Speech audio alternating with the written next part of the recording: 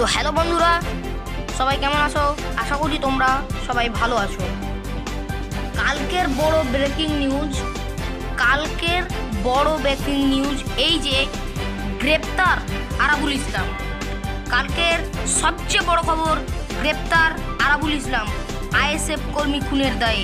তো এনি কি বলল বিধায়ক নওশাদ সিদ্দিকী, তার প্রতিক্রিয়া শুনুন।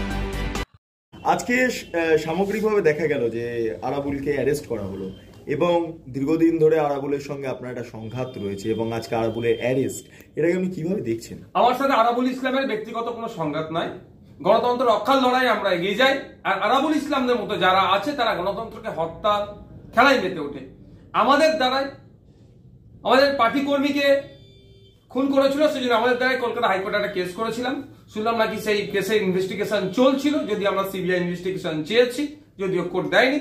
তো কেসটা কোর্টে রান করছিল, খুব তাড়াতাড়ি কেসটা উঠতো। কোর্টকে কি জবাব দেবে সেই জন্য হয়তো অ্যারেস্ট করেছে আরাবুল ইসলাম সাহেবকে।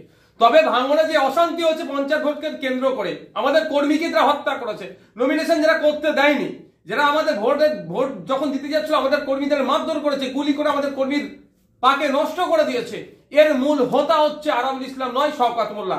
যে শওকত মোল্লা অভিষেক ব্যানার্জির কাছের লোক, সেই শওকত মোল্লাকে অ্যারেস্ট করতে হবে। প্রয়োজনে আমরা এটাকে নিয়ে উচ্চতর আদালতে যাতে আমরা প্রস্তুত আছি, যদি সাবজুডিস ম্যাটার চলছে। আমরা চাই শওকত মোল্লাকে অ্যারেস্ট করা হোক, যে পাউন্ডের অবজারভার ছিল, বাইরে থেকে গুন্ডা মাস্তান অস্ত্র শস্ত্র নিয়েছে, এই আরাবুল ইসলামদের সহযোগিতা নিয়ে ভাঙড়ে অশান্তি করেছে, যে অভিষেক ব্যানার্জির কাছের লোক, তাকে অ্যারেস্ট করা হোক। এখন আরাবুল ইসলামকে আমার মনে হয় তো এক ধরনের ছেটে ফেলা হচ্ছে, কারণ আরাবুল ইসলাম তুলনামূলক এখন তার শক্তি ক্ষয় হয়েছে, সে আর এখানে দাঁড়াতে পারছে না। আর মমতা ব্যানার্জির ভাষায় দুধেল গাই, তো দুধেল গাই এখন দুধ দিতে পারছে না, সেই জন্য ওকে বাজারে তুলে দাও, অ্যারেস্ট করে দাও। এখন শওকত মোল্লাকে হয়তো ফুল প্লেজে খেলার মতো সুযোগ করে দেওয়া হচ্ছে।